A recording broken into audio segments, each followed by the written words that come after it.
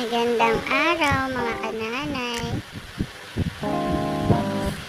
Maaga pa lang kahit pagod na ako. Sa damakmak na mantika na yung lumabas sa katawan ko. Paano ba naman sinisimulan ko ang aking umaga sa pagluluto ng mga paninda kong almusal? Inyo kasi na itatanong, meron ako maliit na kainan dito sa may lugar namin. Hindi naman siya ganun kalaki. Kaya kaya naman magluto ng pailang-ilang putahe.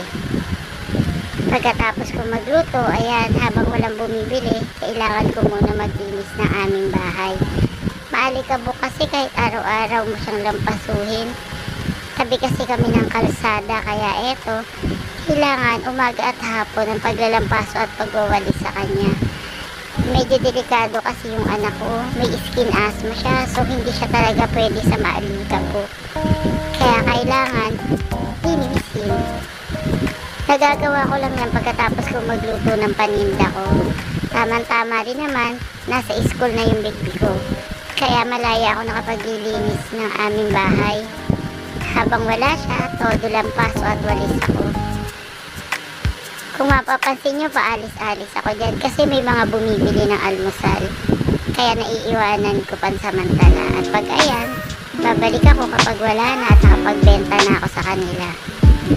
Kailangan din natin lampasuhin pati yung hagdan. Kasi sa totoo lang madulas kapag hindi mo siya nilampaso araw-araw. Kasi ang mga dingding, pinupunasan ko yan palagi kasi sobrang alikabok talaga. At talaga naman na napakahirap. Babahingin siya talaga palagi kapag hindi mo nilinis.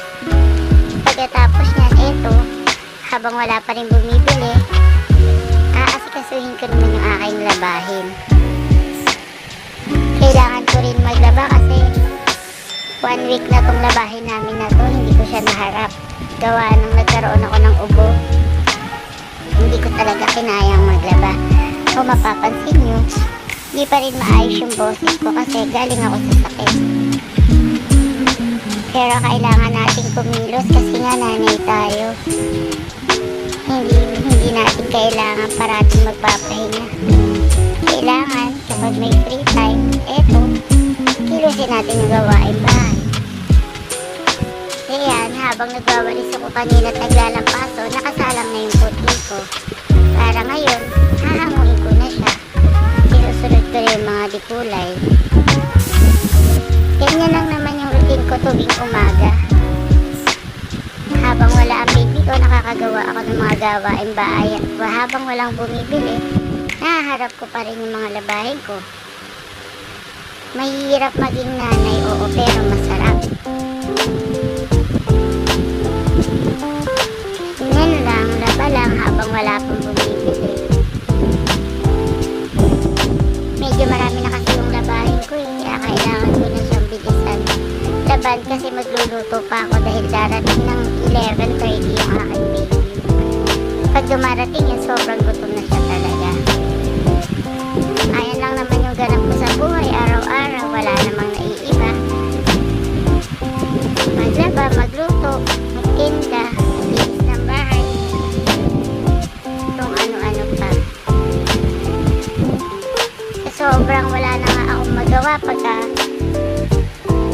wala na akong maisip gawin. Eto, kahit konti lang nilabahan, hinaharap ko na rin para hindi maipon.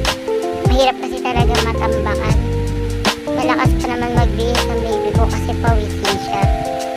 Pagkatapos ko maglaba, harapin ko naman yung pagluluto na aming tanghalian. Yan ang isang